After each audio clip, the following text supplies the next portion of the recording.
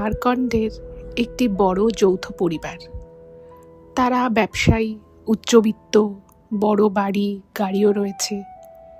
তো এরকমই একটি বাড়ির মেয়ে, যে মেয়েটির বয়স ছিল ওই 10-11, সেই মেয়েটিকে মাঝে মধ্যেই বেধড়ক মারধর করা হতো। এবং সেই মারধর করাটা কিন্তু খুব স্বাভাবিক রকম ছিল না। একটা মোটা লাঠি দিয়ে মেয়েটিকে প্রচণ্ড মারা হতো। এবং সেই মারধর করার ধরন যদি কেউ দেখে, সে বুঝতে পারবে যে এই রকম মার যদি কোনো স্বাস্থ্যবান লোককেও করা হয়, কোনো পুরুষ মানুষকেও করা হয়, তার পক্ষে কিন্তু সোজা দাঁড়িয়ে থাকা কখনোই সম্ভব নয়। কিন্তু মেয়েটিকে যখন বাড়ির লোক মারধর করত, তার শরীরটা কীরকম রাবারের মতো হয়ে যেত। মনে হতো যেন মেয়েটির কোথাও কোনো ব্যথাই লাগছে না। মেয়েটির হাত পা ধরে মারধর করা হতো, কিন্তু তার হাত পাগুলো মনে হতো যেন রাবারের মতো, মানে ইলাস্টিক এরকম টাইপের। তো এই জিনিস যিনি দেখেন প্রথমবার, তার কিন্তু ভীষণ অবাক লাগে এবং সে বুঝতে পারে না যে মেয়েটি কী এমন অপরাধ করেছে যার জন্য মেয়েটিকে এই ধরনের বেধড়ক মারধর করা হচ্ছে। আরও অদ্ভুত বিষয় হচ্ছে, মেয়েটিকে এত মারা হচ্ছে তবু কিন্তু মেয়েটির কোথাও ফেটে চটে যাচ্ছে না। শুধু কিছু কিছু জায়গা হয়তো একটু লাল লাল হয়ে যাচ্ছে, কিন্তু পরক্ষণই আবার সেটা ঠিকও হয়ে যাচ্ছে। তো এই বাড়ির কী এমন ব্যাপার ছিল, কেন মেয়েটিকে এরকম মারধর করা হতো, তার পরিণতি কী হলো, সেগুলো যদি জানতে হয় তাহলে আজকের এই ঘটনাটা কিন্তু আপনাদেরকে পুরোটা শুনতে হবে। আমি সকলকে রিকোয়েস্ট করবো এই ঘটনাটা পুরোটা শুনুন, অনেক কিছু জানতে পারবেন এবং এটাও বুঝতে পারবেন যে কেউ যদি কোনো একটা খারাপ কাজ করে, কারোর ক্ষতি করে, তাকে কিন্তু পুরোপুরিভাবে তার দাম চোকাতে হয় এবং তাকে শুধু নয়, তার পুরো পরিবারকেই কিন্তু অনেক সময় সেই ভুলের মাসুল গুনতে হয়। কেউ কোথাও যাবেন না, প্রত্যেকে আপনারা আমাদের চ্যানেলের সাথে থাকুন, পাশে থাকুন। নমস্কার শ্রোতা বন্ধুরা, ভূত ভগবান চ্যানেলে আপনাদের সকলকে অনেক স্বাগত। আশা রাখছি সবাই খুব ভালো আছেন, আনন্দে আছেন, সুস্থ আছেন এবং ভূত ভগবান চ্যানেলের ঘটনা মন দিয়ে শুনছেন। আর সত্যি যদি আপনাদের আমাদের চ্যানেলের ঘটনাগুলো ভালো লাগে, অবশ্যই কিন্তু চ্যানেলটাকে সাবস্ক্রাইব করবেন, ভিডিওগুলোকে লাইক করবেন।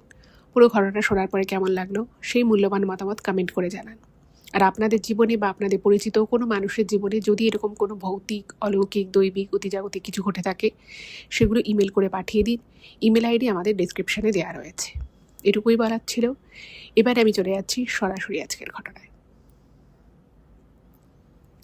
এখন আমি যেই ঘটনাটা আপনাদের সামনে বলতে চলেছি, সেই ঘটনাটা আমাকে অঞ্জলিদি লিখে পাঠিয়েছে। আমি আপনাদেরকে ইন্ট্রোডাকশনে কিছুটা বললাম, তবে ঘটনাটা পুরোটা বলতে গেলে আমাকে কিন্তু একদম প্রথম থেকে শুরু করতে হবে, ঠিক যেভাবে উনি লিখে পাঠিয়েছেন। অঞ্জলিদি লিখেছেন, উনি যখন MA পরীক্ষা দেবেন ঠিক সেই সময়, মানে ফাইনাল এক্সামের কিছুদিন আগে ওনার বিয়ে হয়ে যায়। এবং যেহেতু ওনার দাদু খুব অসুস্থ ছিল, সেই জন্যই কিন্তু পরীক্ষার আগেই তড়িঘড়ি করে বিয়েটা দেয়া হয়, কারণ ওনার দাদু ওনার বিয়েটা দেখে যেতে চাইছিলেন। ওনার যার সাথে বিয়ে হয় তিনি কিন্তু একজন কলেজের নামকরা প্রফেসর। যেহেতু পেশাগত কারণে রয়েছে, তো সেই জন্য আমি ওনার হাজব্যান্ডের নামটা এখানে রিভিল করছি না। ওনার হাজব্যান্ড কলকাতার একটি নামী কলেজের কিন্তু প্রফেসর। তো সেই সময় যখনকার ঘটনা, তখন ওনার হাজব্যান্ডও সবে সবে তার কর্মজীবনে প্রবেশ করেছে। এবার জানেনই তো, যারা প্রফেসর হয় তাদের কিন্তু অনেক সময় অনেক রিসার্চের কাজও করতে হয়। তো ওনার যখন বিয়ে হয়, বিয়ের পরে ওনার MA ফাইনাল এক্সাম হয়, তো তারপরে একটা দীর্ঘ বিরতি ছিল। তো সেই সময়, মানে ওনার বিয়ের 4-5 মাস পরেই ওনার হাজব্যান্ডকে একটা এরকমই রিসার্চের কাজের জন্য ঝাড়খণ্ড যেতে হয় এবং সেখানে মোটামুটি ওনাকে 6 মাস থেকে সেই রিসার্চের কাজটা কমপ্লিট করতে হবে, এরকম একটা ব্যাপার। এবং সেই প্রজেক্টটা কিন্তু গভর্নমেন্ট অফ ইন্ডিয়ার একটা প্রজেক্ট ছিল। তো সেই জন্য ওনাকে বলা হয় যে আপনাকে ওখানে যেতে হবে, গিয়ে আপনার 6 মাসের মধ্যে কাজটা কমপ্লিট করতে হবে। তো উনি বললেন ঠিক আছে।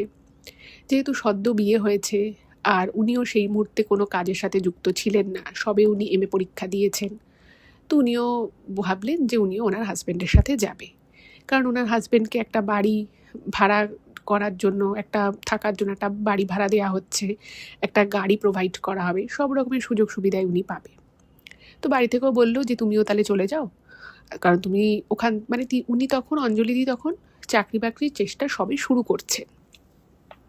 তো উনি ভাবলেন ঠিক আছে আমিও যাই, কখনো ঝাড়খণ্ড যাইনি, তো গেলেন।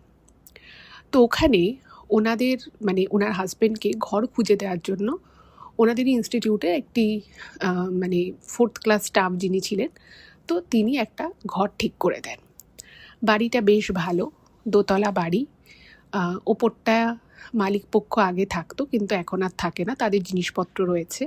ওপরটা তালা দেওয়া থাকে এবং একতলাটায় 3টে বেডরুম রয়েছে এবং খুব সুন্দর বাড়িটা, বেশ সাজানো গোছানো, গাছপালা আছে। তো বাড়িটাকে যখন দেখানো হয় তখন কিন্তু ওনাদের বেশ পছন্দ হয়। আর বাড়িটা যে লোকালিটির মধ্যে ছিল সেটাও কিন্তু বেশ ভালো, বেশ বড় বড় বাড়ি রয়েছে, চওড়া রাস্তা, সুন্দর। তো ওনাদের পছন্দ হয়ে গেল এবং ওই বাড়িতেই ওনারা শিফট করে গেলেন। বাড়িতে এমনি মোটামুটি খাট, একটা আলমারি সবই ছিল। তো বিশেষ কিছু মানে আসবাবপত্র সেভাবে কিনতে হয়নি, শুধু টুকটাক কিছু জিনিসপত্র ওনারা কিনে সংসার শুরু করলেন। এবার ওনার হাজবেন্ড তো সকালবেলা বেরিয়ে যেতেন, সকালবেলা বলতে ওই 10:30 নাগাদ উনি বেরিয়ে যেতেন। আর অঞ্জলিদি তখন বিয়ে হয়েছে ওই 3-4 মাসই হবে। উনি কিন্তু বেশ আনন্দ করেই ওখানে থাকছেন। নতুন জায়গা ওনার বরাবরই খুব ভালো লাগে। উনি খুব মানে ওই একা থাকবো, বোর লাগবে এরকম প্রকৃতির মানুষ উনি একেবারেই নয়। কারণ উনি মানে পড়াশুনো করতে, বই পড়তে খুব ভালোবাসেন। গল্পের বই হোক, এমনি কোনো সাবজেক্টের বই হোক, উনি পড়তে খুব ভালোবাসেন। তো এভাবেই ওনার দিন কাটছে। একদিন হঠাৎ করে উনি দেখেন যে ওনাদের ঠিক পাশের যে বাড়িটা রয়েছে সেটা একটা বড় বাড়ি, মানে বেশ বড় বাড়ি, 3 তলা মতো বাড়িটা, এবং অনেক অনেক লোক থাকে আর কি, একটা যৌথ পরিবার। বাড়ির সামনে 2টো গাড়ি দাঁড়িয়ে থাকে, বোঝা যাচ্ছে যে মানে পয়সাওয়ালা বাড়ি। এবার উনি হঠাৎ করে একদিন দেখেন যে একটি মেয়েকে খুব মারধর করা হচ্ছে, এবং মেয়েটিকে দেখতে খুব সুন্দর, ফর্সা, খুব মিষ্টি আর কি, কিন্তু মেয়েটাকে প্রচণ্ড মারছে। এবং ওরা যখন মারধর করতো তখন দরজা জানলা সব বন্ধ করে দিত। তো এর আগেও হয়তো এই ঘটনা ঘটেছে, কিন্তু উনি হয়তো অতটা বুঝতে পারেনি। তো অঞ্জলিদি দেখছে যে মেয়েটাকে মারধর করছে, এবং এমনই মারধর করছে, সেদিন কোনো ক্রমে ওদের বারান্দার দিকের একটা জানলা খোলা ছিল কিছুটা। তো সেখান থেকে উনি দেখছে যে চিৎকার চেঁচামেচির আওয়াজ আসছে। তো উনি উকি মেরে দেখেন, তো দেখছে যে ওরকম ওই বাড়ির মেয়েটাকে মারছে। এর আগে মেয়েটাকে উনি 2-1 বার দেখেছে। তো উনি দেখে ভাবছে এত মারধর কেন করছে, একটা মোটা লাঠি দিয়ে মারছে, মানে ওর বাড়ির লোক মাঝে মানে মা বাবা এত তো কাউকেও উনি চিনতেন না, তো দেখছি খুব মারছে। তো ওনার না খুব অস্বস্তি হচ্ছে যে একটা বাচ্চা মেয়েকে 10-11, ম্যাক্সিমাম কত হবে, 12 বছর হবে, এত কি করে মারছে, আর মেয়েটা কি এমন করেছে যার জন্য এত মারধর করতে হচ্ছে। তো ওনার প্রচণ্ড রাগ হচ্ছিল, মনে হচ্ছিল একবার বারান্দা দিয়ে উকি মেরে জিজ্ঞেস করি যে কি ব্যাপার, আপনারা এত কেন মারধর করছেন। তারপরে ভাবছে নতুন জায়গা, এখানে কাকে কি বলবো। তো দেখলো কিছুক্ষণ পরে মারধর থেমে গেল এবং সব শান্ত। তো উনি একটু স্বস্তি পেলেন। তো সেদিন যখন ওনার হাজব্যান্ড বাড়িতে এলেন, উনি ওনার হাজব্যান্ডকে বলে, জানো তো যে এই বাড়ির মেয়েটাকে খুব মারধর করছিল, অনেকে মিলে, প্রায় 3-4 জন মিলে মারছিল। তখন বলছে কি বলছো, বলছে হ্যাঁ গো, বাচ্চা মেয়েটাকে মারছে। বলছে না গো, হয়তো বকা দিচ্ছিল, 3-4 জন মিলে একটা বাচ্চা মেয়েকে কি মারবে। বলছে না, ওর হাত চেপে ধরছিল, একজন একটা মোটা লাঠি দিয়ে ওকে মারছিল, কিন্তু মেয়েটাকে সেরকম চিৎকার চেঁচামেচি করতে শুনলাম না। তো ওনার হাজব্যান্ড বললো যে দেখো, আমরা এখানে নতুন এসেছি, হয়তো কোনো দুষ্টুমি করেছে বা কিছু এমন করেছে, বাড়ির লোক হয়তো খুব ওর উপরে রেগে গেছে। এবার ওনার হাজব্যান্ড এইসব বলে মানে উনি ওনার নিজের কাজে বিজি হয়ে গেলেন। এবার এই বিষয়টা না তখনই অঞ্জলিদির মনে একটু খটকা লাগে যে একটা মেয়েকে তার বাড়ির লোক কি এত কেন মারছে, আর এটা তো খুব স্বাভাবিক বিষয় হতে পারে না। হ্যাঁ, এটা হতে পারে যে মেয়েটা হয়তো কোনো ভুল করে ফেলেছে, কোনো অন্যায় করেছে, কিন্তু তাই বলে এত মারবে, বিষয়টা উনি মানে একবার মাথায় এলো, কিন্তু উনি আর অতটা ভাবলেন না। যাকে এর আবার কিছুদিন পরে আবার হঠাৎ করে বিকেলের দিকে উনি দেখছে আবার ওই বাড়ি থেকে চিৎকার চেঁচামেচির আওয়াজ আসছে, কিন্তু সেদিন দরজা জানলা সব বন্ধ, উনি কিছু দেখতে পাচ্ছে না। আর ওকে মানে সাপ সাপ করে ওই যে লাঠি দিয়ে মারছে সে আওয়াজটাও পাওয়া যাচ্ছে, কিন্তু অদ্ভুতভাবে এত চিৎকার চেঁচামেচি হচ্ছে বাকি লোকেদের, কিন্তু ওই মেয়েটাকে যে মারছে মেয়েটির কিন্তু গলা থেকে একটা আওয়াজও বেরোচ্ছে না, মানে ও পুরো সাইলেন্ট। এবার উনি ভাবছে যে মানে প্রায় 10 মিনিট হয়ে গেছে মারছে, ভাবছে যে এখনও মেরে যাচ্ছে কেন। এবার ওনার তো মানে সেদিন যেমন একটু জানলা খোলা ছিল বারান্দার দিকে, সেদিন আর সেটাও খোলা নেই। ফলে উনি কিছু দেখতেও পাচ্ছেন, ওনার মনটা তো প্রচণ্ড উতলা হয়ে পড়েছে যে কেন মারছে মেয়েটাকে। এবার এরকম করতে মারতে মারতে তো মেয়েটা যদি কিছু হয়ে যায় তখন কি হবে। এবার এইরকম অবস্থায় হতে হতে হঠাৎ করেই ওদের নিচের একদম একতলার যে বাইরের দিকের যে দরজাটা সেটা খুলে একটা ওদেরই বাড়ির একজন সদস্য বাইরে এসেছে এবং তার হাতেই লাঠিটা, এবং বলছে ওকে বাইরে বার কর, ওকে বাইরে না বার করলে হবে না। তো একজন মহিলা চুলের মুঠি ধরে ওকে বলছে বেরো এখান থেকে, বেরো, এরকম করে বলছে। মুখে বেরো এখান থেকে বলছে, কিন্তু তাই বলে এই নয় যে মেয়েটাকে বাড়ি থেকে তাড়িয়ে দিচ্ছে, সেটা কিন্তু নয়, মেয়েটাকে ওই জায়গাটাতে মারছে। এবার অঞ্জলিদি যেহেতু তখন বাইরে বেরিয়ে দেখছে, কারণ উনিও তো একতলাতেই থাকতেন, উনি যখন বাইরে বেরিয়ে দেখছে তো উনি ভাবছে যে আজকে তো আমি কিছু বলবোই। এবার হঠাৎ করেই যারা মারছিল তারা যখন অঞ্জলিদিকে খেয়াল করে যে এই পাশের বাড়ির এই মহিলা দেখছে, তারা তখন সবাই মিলে আবার ঘরে ঢুকে যায় এবং ঘরে ঢুকে আর মারধর করে না, ব্যাপারটা ওখানে থেমে যায়। এবারে অঞ্জলিদি ভাবলো যে বাবা, আমাকে দেখিয়ে মেয়েটাকে মারা থামিয়ে দিল। এবং উনি যেটা দেখেছিল যে মেয়েটাকে যে ওরকম করে মারছে, মেয়েটার গায়ে মনে হচ্ছে যেন কোনো ব্যথাই লাগছে না। একটা জড়বস্তুকে মারধর করলে, একটা লাঠি দিয়ে যদি আমি একটা জড়বস্তুকে মারি, তার যেমন কোনো রিয়াকশান থাকবে না, মেয়েটাকে এত মারছে, মেয়েটার মাথায় চুল ধরে মুঠি ধরছে, হাতের মধ্যে সপ করে মারছে, হাত ধরে ওকে টানছে, কিন্তু ওর মনে হচ্ছে যেন হাতটা পুরো রাবারের মতো, যেন মনে হচ্ছে যেন একটা সিলিকনের জিনিস যেরকম একটা ইলাস্ট্রিসিটি থাকে, সেটাকে যেমন টানলে লম্বা হয়ে যায় বা ছেড়ে দিলে সেম জায়গায় ফিরে আসে, মেয়েটার হাত পা যেন ঠিক ওরকম রাবারের মতো। এই জিনিসটা দেখে না ওনার প্রচণ্ড অবাক লাগে। উনি ভাবছে যে মেয়েটার হাত পাগুলো এরকম কেন, আর ওকে এত মারছে, ওর মুখ দেখে মনে হচ্ছে যেন কিছুই হয়নি, মারছে ঠিক আছে, আমার একটুও লাগছে, এটা কোনোদিনও সম্ভবই না। কারণ এটা মোটা লাঠি দিয়ে যেভাবে মেয়েটাকে মারা হচ্ছিল, সেটা যদি কোনো স্বাস্থ্যবান পুরুষ মানুষকেও মারা হয়, সেও কিন্তু 2-3টে হয়তো সে ওরকম মারধর সহ্য করে নেবে, কিন্তু এরকম এত মারলে সেও কিন্তু কুপোকাত হয়ে যেতে বাধ্য। কিন্তু এক্ষেত্রে ব্যাপারটা একদম অন্যরকম। এত মারা হচ্ছে মেয়েটাকে, এত মারা হচ্ছে, কিন্তু মেয়েটার যেন কিছুই হচ্ছে না, আর কোথাও মেয়েটার কেটে রক্ত পড়ছে বা ফুলে গেছে কিচ্ছু না, মেয়েটার কোনো সাড়া নাড়াই নেই। এটা দেখে উনি আরও অবাক হয়ে যায় এবং উনি ভাবছে যে ব্যাপারটা কি, এত মারধর কেন করছে, আর মেয়েটাই বা কি, মেয়েটা কিছু বলছেও না, নিজেকে প্রোটেক্ট করারও চেষ্টা করছে না, ওর যেন মনে হচ্ছে যেন কোনো ভ্রুক্ষেপই নেই, ওকে এত মারধর করা হচ্ছে। বিষয়টা অঞ্জলিদির একদমই ভালো লাগেনি এবং অনেক রকমের প্রশ্ন সেই মুহূর্তে ওনার মনে চলে আসে। যথারীতি সেদিনও উনি ওনার হাজব্যান্ডকে রাতের বেলা ঘটনাটা বলে। তো ওনার হাজব্যান্ড বলছে যে দেখো, তুমি বাইরে বেরিয়ে দেখেছো সেটা একরকম, কিন্তু তুমি না এটা করো না, কারণ আমরা তো এখানে নতুন এসছি, আর কারোর পারিবারিক বিষয়ে ফট করে কথা বলাটা হয়তো ভালো দেখাবে না। ওরা ওদের মেয়েকে শাসন করছে, নিশ্চয়ই কোনো কারণ আছে, নাহলে আর মেয়েটার যে ফেসটা না, তার সাথে ওর মায়ের ফেসের অনেকটা মিল আছে, ফলে এটা বোঝা যাচ্ছে যে এই বাড়িতেই মেয়েটির মা বাবা থাকে, মা থাকে, ছেলের বউ বোঝাই যাচ্ছে। তো বলছে যে দেখো, নিশ্চয়ই কিছু ব্যাপার আছে, তুমি ফট করে কিছু বলো না, আর আমরা তো জানি না কে কীরকম, এই ফ্যামিলিটাও কীরকম আমরা জানি না, সেরকম যদি হয় কখনো তুমি সরাসরি কথা বলতে পারো, কিন্তু যখন মারছে সেই মুহূর্তে তুমি যদি কিছু বলো, এখানে আশেপাশে আরও লোকজন আছে, তারাও তো কেউ কিছু বলতে পারে, তারা তো কেউ কিছু বলছে না, তুমি যদি ফট করে বলো তখন বিষয়টা খারাপ হতে পারে, আর আমরা এখানে একা থাকি, তো তুমি বুঝে শুনে কিন্তু বিষয়টা হ্যান্ডেল করো। কারণ অঞ্জলিদি তখন ওনার হাজব্যান্ডকে বলেছিল, আমি নেক্সট দিন শুনি, আমি ওদের বাড়ি যাব, গিয়ে ওদের বাড়িতে কলিং বেল বাজিয়ে আমি জিজ্ঞেস করবো যে কেন ওরা ওদের মেয়েকে এরকমভাবে এরকম নির্মমভাবে মারধর করছে। তো ওনার হাজব্যান্ড ওনাকে ব্যাপারটা বোঝায়, তো উনিও বিষয়টা বুঝলেন যে হ্যাঁ, ফট করে এভাবে কিছু বলাটা তো ঠিক না, এর একটা খারাপ রিয়াকশান পড়তে পারে। তো উনি ভাবলেন ঠিক আছে।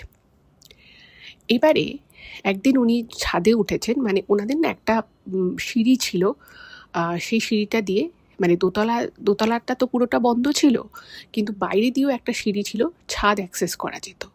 তো উনি কী করেছে, একদিন অনেক জামা কাপড় শীতের শুরু, একটু ঠান্ডা ঠান্ডা মতো পড়ছে, তো উনি ওই কম্বল টম্বলগুলোকে ছাদে দিয়েছিলেন, ওনার হাজব্যান্ড আর কি দিয়েছে, তো উনি ওগুলো নামাতে গেছে।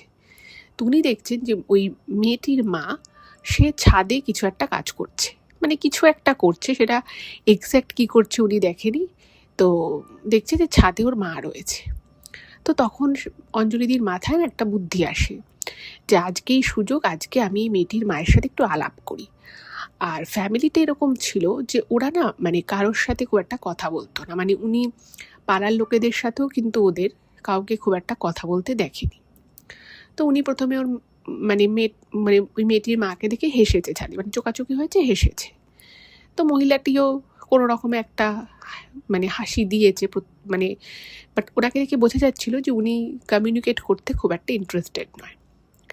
তো উনি অঞ্জলিদি তখন হিন্দিতেই ভদ্রমহিলাকে জিজ্ঞেস করে যে আমরা এখানে এসেছি, এই তো 1.5-2 মাস হয়েছে, জায়গাটা আমার বেশ ভালো লাগছে, মানে এমনি জাস্ট নর্মাল একটা কথোপকথন আর কি স্টার্ট করেছে। তো তখন ওই মহিলা বলে আচ্ছা আচ্ছা ভালোই, জায়গাটা খুব ভালো, সুন্দর জায়গা, বলছে যে টুকটাক এখানে অমুক এক জায়গাটা মন্দির আছে, অমুক জায়গাটা ঘুরতে যাওয়ার জায়গা আছে, গিয়ে দেখতে পারে, এরকম টুকটাক কথা হয়েছে। এবং প্রথম দিন এই যে কথা হয় ওই মেয়েটির মায়ের সাথে, সেটা কিন্তু খুব স্বাভাবিক। অঞ্জলিদি মেয়েটার কথা জিজ্ঞেসও করেনি আর এসব নিয়েও কিছু বলেনি। কিন্তু এটুকু বুঝতে পারে যে মহিলা খুব একটা যে কথা বলতে ইন্টারেস্টেড ছিল প্রথম দিকে তা নয়, মানে উনি আর কি যেচে যেচে যেচে যেচে অঞ্জলিদি কথা বলছিল। যাই হোক, সেদিন আর কোনো কথা হয়নি। তারপরে অঞ্জলিদি ছাদ থেকে চলে আসে এবং তার আগে আবার ওই মহিলাই ছাদ থেকে নেমে যায়। এবারে এর কিছুদিন পরে আবার দেখছে যে মেয়েটাকে খুব মারধর করছে, আবার মারধর করছে। এবার যে মেয়েটাকে মারধর করছে, মারধর করতে করতে এই ঘটনাটা ঘটেছে ওই ভোরের দিকে, মানে ওই ধরুন 4:30-5টা এরকম সময়। আর এবারে মারতে মারতে মেয়েটাকে একদম বাইরের দিকে নিয়ে এসেছে, মানে বাইরে একটা ওদের বিশাল বড় একটা বারান্দা মতো ছিল। ওদের বাড়িটা তো অনেকটা বড়, আর যেহেতু অনেক চওড়াও বাড়িটা, তো ওদের বারান্দাটাও কিন্তু বেশ বড় ছিল। তো মারধর করতে করতে নিয়ে এসছে। এদিকে অঞ্জলি আর ওনার হাজবেন্ড দুজনেই মানে লাইট জ্বালায়নি, কিন্তু দুজনেই বাইরে বেরিয়ে দেখছে, মানে একটা কোণা থেকে দেখছে যাতে ওদেরকে দেখতে না পায়। দেখছে যে মেয়েটাকে কিভাবে মারছে, কেন মারছে, এটা বোঝার চেষ্টা করছে। তো তখন অঞ্জলিদি যেটা লিখেছে যে আমি আর আমার হাজবেন্ড দুজনেই দেখছি যে মেয়েটার হাত ধরে টেনে ঘুরিয়ে দিচ্ছে, হাতের উপরে সপাট সপাট করে ওই মোটা লাঠি দিয়ে মারছে। কিন্তু মেয়েটার হাতটা আমার যেটা না দেখলে বিশ্বাস হবে না, কোনো মানুষের হাত কখনো ওরকম হতে পারে না। আর ওর মেয়েটার যদি মারধর খেয়ে যদি হাত ভেঙেও গিয়ে থাকে, তাহলেও কিন্তু মেয়েটাকে অন্যান্য সময় যে দেখা যায়, মেয়েটা কিন্তু একদম স্বাভাবিক দেখা যায়। ওর শরীরে কোথাও কোনো মানে আঘাতের চিহ্ন, কোথাও যে মারধর খেয়েছে তার জন্য যে কোথাও ছড়ে কেটে যাওয়া, কিচ্ছু না। তো মেয়েটার হাত ধরে ঘুরিয়ে দিচ্ছে, মাথা নাড়িয়ে দিচ্ছে, মানে পিঠে মারছে, পায়ে মারছে, মানে প্রচণ্ড মারছে আর কি। এটা দেখে তো অঞ্জলিদির হাজবেন্ড, মানে উনি এতদিন অঞ্জলিদির মুখে শুনেছিলেন, কিন্তু যখন সত্যি সত্যি দেখছে চোখের সামনে যেরকম একটা মেয়েকে মারছে, উনি আর থাকতে পারছেন। উনি বলছেন আমি ঘরে যাচ্ছি, আমার গা গুলোচ্ছে, এত মারছে কেন মেয়েটাকে। তো তখন অঞ্জলিদি বলছে দেখো আমি তোমাকে এই কারণেই বলছিলাম যে এটা কিন্তু মানে সাধারণ বকা বা সাধারণ শাসন করা এটা কিন্তু নয়, এই ব্যাপারটা ওর সম্পূর্ণ অন্যরকম। তখন ওনার হাজব্যান্ড বলছে হ্যাঁ তুমি যেটা বলছো সেটা তো একদম সত্যি, এইভাবে কেউ কাউকে মারে নাকি। তো তখন অঞ্জলিদি ওনার হাজব্যান্ডকে বলছে দেখো আমি যদি এখন ফট করে যাই ব্যাপারটা ভালো নাও দেখাতে পারে, তুমি বরং যাও, তুমি গিয়ে একবার বলো যে কেন মেয়েটা কীভাবে মারছে। তো অঞ্জলিদির হাজব্যান্ডও ভাবলো যে না সত্যি তো, এটা তো বাড়াবাড়ি পর্যায়ে, চোখের সামনে এরকম তো দেখা যায় না।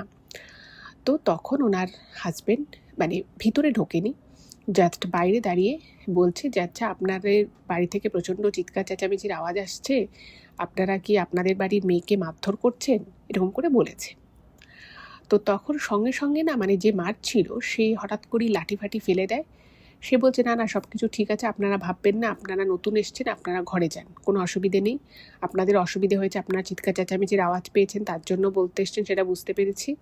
আমাদের বাড়িতে সব ঠিক আছে, কিচ্ছু হচ্ছে না, আপনি ঘরে যান, এরকম করে বলেছে। এবং বলার পরে মানে জাস্ট মানে বলে একজন বেরিয়ে আর কি কথাটা বলে দরজাটা মুখের উপরে বন্ধ করে দেয়। এবার এরপরে তো আর কিছু বলার থাকে না। তো তখন অঞ্জলিদির হাজব্যান্ড আবার ঘরে চলে এসেছে এবং অঞ্জলিদিকে বলছে যে দেখো আমি বললাম, আমাকে এই কথা বললো, আমার মনে হয় আমাদের ওদের বিষয় খুব বেশি না পড়াই ভালো। কিন্তু মানে ওনার হাজবেন্ডেরও খুব খারাপ লাগছে যে মেয়েটাকে এইভাবে কেন মারধর করছে, এত মারধর করার মতো কী এমন ঘটনা ঘটেছে সেটা তো বোঝা যাচ্ছে না। তো তখন অঞ্জলিদি বলছে যে না, তুমি ব্যাপারটা বলেছো ঠিক আছে, দেখো মেয়েটাকে মারধর আর করছে না, ব্যাপারটা আমি দেখছি, কারণ আমি এই জিনিসটা আমার খুব খারাপ লাগছে এবং আমি আশেপাশের লোকেদেরকেও জিজ্ঞেস করব যে এই বাড়ির মেয়েটাকে যেভাবে মারে বাকিরা কি কেউ কখনো শোনেনি? কারণ ওদের বাড়ির ওই পাশে কোনো বাড়ি নেই, মানে যেহেতু একটা গলির মানে রাস্তার একটা কর্নার পোর্শন পড়ছে, আর কিন্তু রাস্তার উল্টো দিকে কিন্তু আরও বাড়ি রয়েছে, ফলে তারা কেউ কখনো এই মারধর করার বিষয়টা দেখেছে কি না বা জানে কি না সেটা আমাকে জানতে হবে। তো তখন ওনার হাজব্যান্ড একটা কথাই বলে যে দেখো, এই ফ্যামিলিটা কিন্তু যথেষ্ট ওয়েলদি ফ্যামিলি, দেখে তো বোঝাই যায়, এত দামি দামি গাড়ি ওদের বাড়ির সামনে দাঁড়িয়ে থাকে, তো যাই করো একটু বুঝে করো, কারণ শত হলেও এটা তো ওদের ব্যক্তিগত ব্যাপার, আর ওদের বাড়ির মেয়েকে ওরা শাসন করছে, আমরা বাইরের লোক, আমাদের বলাটা তো খুব একটা সাজে না, তুমি যা করো একটু বুঝে করো কিন্তু। তখন অঞ্জলিদি বলল হ্যাঁ ঠিক আছে। তো এর পরের দিন বিকেলবেলা অঞ্জলিদি একটুখানি বেরিয়েছিল, কারণ ওদের পাশে মানে কিছুটা গিয়ে একটা বড় মিষ্টির দোকান ছিল, তো ওখানে সিঙ্গারা কিনতে গেছিল। তো ওখানে গিয়ে উনি দেখছে যে ওনাদের ঠিক অপোজিটের যে বাড়ি রয়েছে সেই বাড়ির ভদ্রমহিলাও কিছু একটা মিষ্টি ফিষ্টি কিনতে গেছে। তো ওখানে গিয়ে উনি জিজ্ঞেস করেছে যে আচ্ছা আপনারা কখনো দেখেছেন যে আমাদের যে পাশের যে বাড়িটা, আমার যে পাশের বাড়িটা, সেই বাড়িতে এরকম করে একটা মেয়েকে মারধর করে? তো তখন ওই মহিলা না মানে কথাটা শুনেই প্রথমে ওনার সাথে কিন্তু খুব হাসি মুখেই আলাপ করেছে, যেহেতু ওনার হাজব্যান্ড একজন প্রফেসর, তো সেটাও জানতো যে ওনারা সেই কাজের জন্যই এসেছেন, খুব ভালোভাবে হাসি মুখেই কথা বলছিল। কিন্তু যে মুহূর্তে অঞ্জলিদি ওই বাড়ির কথাটা বলেছে ওনার মুখটা কীরকম যেন মানে কালো হয়ে গেল। উনি বলছেন যে না না, ওই ফ্যামিলির সাথে আমাদের কোনো কথাবার্তা সেরকম কিছু হয় না, আর ওরা খুব বড় লোক, ওরা খুব বড় ব্যবসায়ী, আর ওরাও কিন্তু মানে কারোর সাথে কথাবার্তা বলা বা কারোর বিষয়ে ওরাও কোনো কথা বলে না, তাই ওদের বিষয়ে আমরা একদমই ইন্টারেস্টেড নই। হ্যাঁ, আমরাও মাঝে মধ্যে ওদের বাড়ি থেকে চিৎকার চেঁচামেচির আওয়াজ পাই, কিন্তু ওই যে বললাম যে ওরা ওদের মতো থাকে, একদম আলাদা, মানে ওদের বাড়িতে কেউই সেভাবে পাড়ার কারোর সাথে মেশে না। বাড়িতে যদি কেউ কোনো ক্লাব থেকে আসে বা কোনো চাঁদা কোনো কিছুর জন্য চাইতে আসে, ওরা যে টাকা বলে ওরা সে টাকাই দিয়ে দেয়, কিন্তু কারোর সাথে কোনো কথাবার্তা বলে না, কোনো কমিউনিকেশনে যায় না, কিচ্ছু না। তো বললো ওদের বিষয়ে আমি বলতে পারবো না। আর অঞ্জলিদিকে বলে যে ওরা ওরা তো একটু অন্যরকম, তো তুমিও ওদের সাথে বেশি কথা বলতে যাও না, তোমরা সবে এসছো এখানে কাজের জন্য এসছো, 6 মাস পরে চলে যাবে, তোমাদেরই বা কী দরকার, মানে এটাই আর কি সাজেশান দেয়, কিন্তু সরাসরি না, একটু ঘুরিয়ে কথাটা বলে। তো অঞ্জলিদি তো বুঝতে পারলো যে এখান থেকে উনি কোনো ইনফরমেশান পাবে না। তো তখন উনি চিন্তা করলো যে ঠিক আছে, যদি আমাকে এ বিষয়ে কিছু জানতেই হয় তাহলে আমি সরাসরি বাচ্চাটার মানে মেয়েটার আর কি মাকে জিজ্ঞেস করবো, কারণ আমার মায়ের সাথে একদিনের আগে কথা হয়েছে। তো উনি তকে তকে ছিল। এর মাঝে তো মানে ওদের বাড়িতে এমনিও ঝগড়া অশান্তি হতো, মানে সবসময় যে মেয়েটাকে মারধর করে ঝগড়া অশান্তি হতো তা কিন্তু নয়, বাড়িতে টাকা পয়সা ওরিয়েন্টেড কোনো ব্যাপার নেই, মাঝে মধ্যে ঝামেলা হতো, যেহেতু একদম পাশের বাড়ি, তো উনি শুনতে পেত কিছু কিছু। এটুকু বুঝে গেছিল যে ফ্যামিলিতে কিছু একটা প্রবলেম আছে, এবার প্রবলেমটা এক্স্যাক্ট কী সেটা কিন্তু উনি জানতেন না। তো এর মধ্যে টুকটাক করে উনি আর কি যখনই সুযোগ পেত বা যখনই দেখতো যে মেয়েটির মা কোনো কাজ করছে বা একা আছে, উনি কিন্তু কথা বলতো অঞ্জলিদি।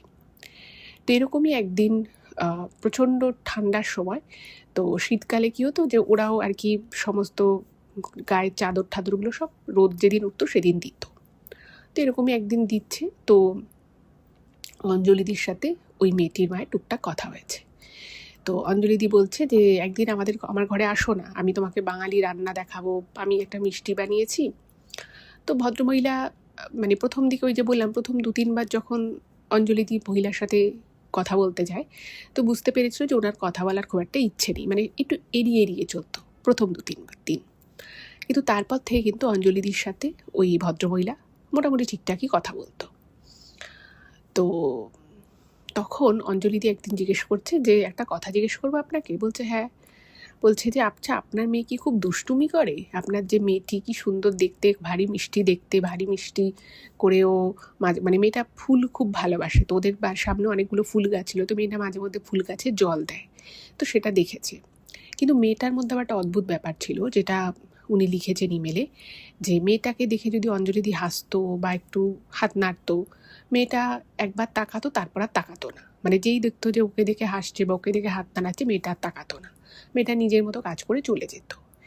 শুধু সেটাই নয়, অঞ্জলিদি আর একটা জিনিসও খেয়াল করেছিলেন যে মেয়েটা কিন্তু স্কুল যায় না, মানে কখনোই স্কুল যায় না, মেয়েটাকে স্কুল যেতে দেখাই যায় না।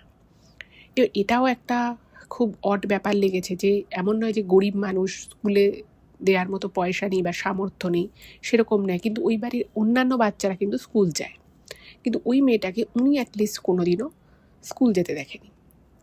তো তখন বলছে যে আচ্ছা আপনার মেয়ে কি খুব দুষ্টুমি করে, স্কুলে যেতে চায় না না? তো তখন বলছে না না, ও এখন স্কুলে যায় না, আগে স্কুলে যেত, এখন আর স্কুলে যায় না।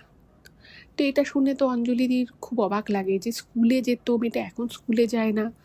তো এইটা শোনার পরে অঞ্জলিদি যেটা লিখেছে যে ওনার প্রথম ডাউট হয় যে মেয়েটার তাহলে হয়তো শরীর ভালো নেই, কোনো কারণে হয়তো কোনো অসুস্থতা রয়েছে, সেই জন্য হয়তো মেয়েটা স্কুল যায় না বা এরাও স্কুলে পাঠায় না।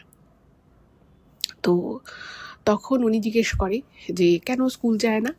তো তখন বলছে সে অনেক কথা, পরে কখনো বলবো, এই বলে মহিলা মানে কথাটাকে ঘুরিয়ে কোনো রকমে বিষয়টা শেষ করে উনি নিচে চলে যায়। তো অঞ্জলিদির তো মনে আরও মানে ইন্টারেস্টটা বেড়ে গেল, এবং উনি বললাম যে প্রথম যেদিন ওই মেয়েটাকে ওরকম মারতে দেখেছিল, সেদিনই কিন্তু অঞ্জলিদির মনে হয়েছিল যে কিছু তো একটা ব্যাপার আছে, এটা কিন্তু খুব স্বাভাবিক বিষয় নয়।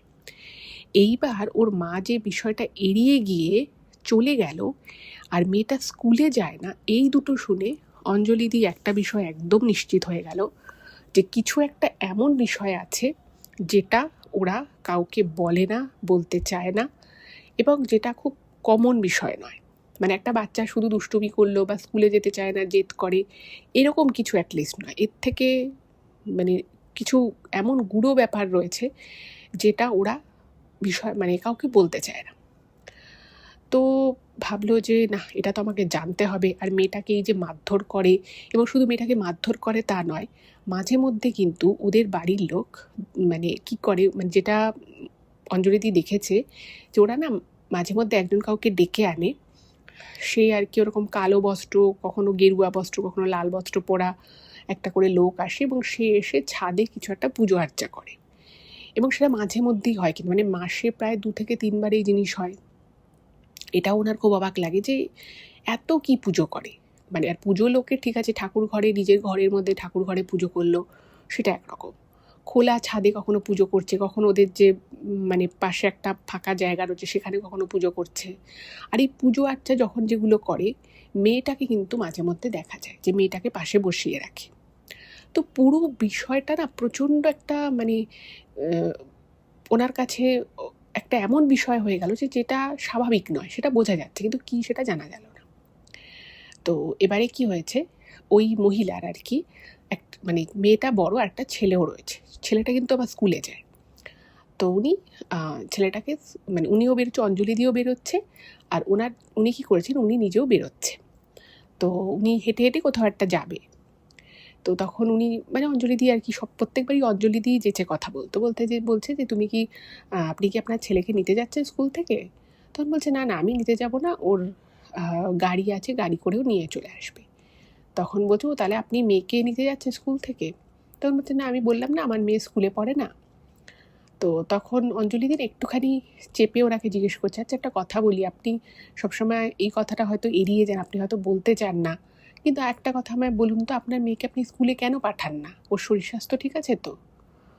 তো তখন না মহিলা কীরকম একটা ভ্যাবাচাকা খেয়ে গেছে, মানে হ্যাঁ হ্যাঁ, মানে কোনো রকমে মানে হ্যাঁও বলতে পারছে না, নাও বলতে পারছে না, বললো হ্যাঁ ওই ঠিক আছে, মোটামুটি ঠিক আছে, এরকম করে বলছে। মানে উনি খুব হেজিটেট করছে কথাটা বলতে, সরাসরি একটা কোনো উত্তর দিতে। তো এই জায়গাটায় অঞ্জলিদি বুঝে গেছে যে ব্যাপার আছে। তো তখন অঞ্জলিদি ওনাকে বলছে যে দেখুন, আমি এই পড়াশুনো করেছি, আর আমার হাজব্যান্ডও একজন এরকম প্রফেসর, একজন রিসার্চ করছে, তো আপনি নিশ্চিন্তে আমাকে বলতে পারেন, আমি আপনাদের পারিবারিক বিষয়ে কোনো বিষয়ে আমি জড়াবো না, কিছুই না, শুধু আমি জানতে চাই, কারণ আমি আশা থেকে দেখছি আপনারা আপনাদের মেয়েকে প্রচণ্ড মারধর করেন, আর আপনি বলছেন ওর শরীর মোটামুটি ঠিক আছে, আবার আপনি স্কুলে পাঠান না, আমি একটু জানতে চাই, আপনার কোনো ভয় নেই, আমি কাউকে কিছু বলবো না, আমি আপনাদের পরিবারের মধ্যেও ঢুকবো না, আমি শুধু জানতে চাইছি, কারণ আমার খুব খারাপ লাগে। এবং আমি জানি আপনার মেয়ে, আপনি তার মা, আপনার তো আরও বেশি খারাপ লাগে যখন আপনার মেয়েকে এভাবে মারধর করা হয়। কিন্তু আমি দেখেছি আপনিও সামনে থাকেন, আপনি এটা মানে সহ্য করেন কি করে যে আপনার মেয়েকে আপনারই বাড়ির লোক এভাবে মারধর করছে, ওর চুলের মুঠি ধরে টেনে দিচ্ছে, ওর হাত ধরে টানছে, ওরকম মোটা লাঠি দিয়ে মারছে। তো তখন ওই মহিলা বলছে যে চলুন, আমি ওই সামনে এক জায়গায় যাচ্ছি, আমি এভাবে তো সামনে রাস্তার সামনে দাঁড়িয়ে তো আমি বলতে পারবো না। তো ওরা যাচ্ছে, তো যেতে যেতে বলছে, তো মহিলা দেখছে প্রথমে কাঁদছে, মেয়েটির মা কাঁদছে। তো অঞ্জলিদির তো খুব খারাপ লাগে যে বাবা আমি কি কিছু ভুল বলে ফেললাম, আমি কি এমন কিছু জিজ্ঞেস করে ফেললাম যেটা আমার হয়তো বলা বা জিজ্ঞেস করাটা একেবারেই উচিত হয়নি। তো তখন মহিলা বলছে যে আমি কি বলবো আমার দুর্ভাগ্যের কথা, আমি অনেক চেষ্টা করেছি সব কিছু ঠিক করা, কিন্তু কোনোভাবেই কোনো কিছু ঠিক হচ্ছে না।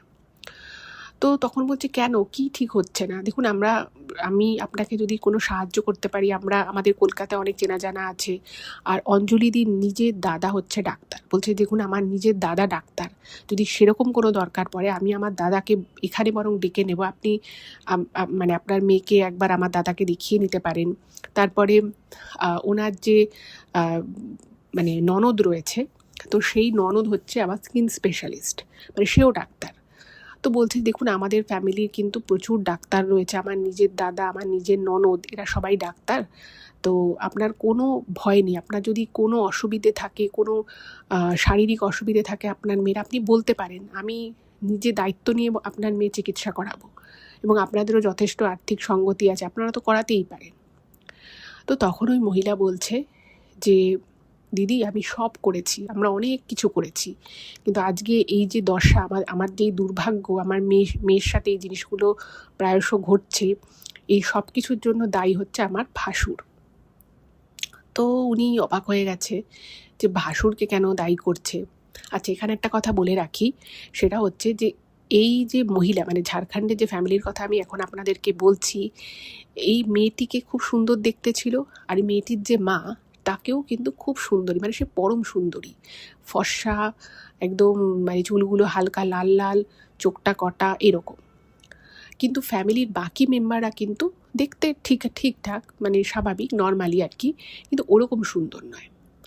তো এই মহিলা তখন বলছে যে আমি তো আসলে এখানকার মেয়ে নই, আমার বাড়ি হচ্ছে হিমাচল প্রদেশ, আমার বাড়ি হিমাচল প্রদেশের কুলু ডিস্ট্রিক্টের কোনো একটা গ্রামের নাম বলে।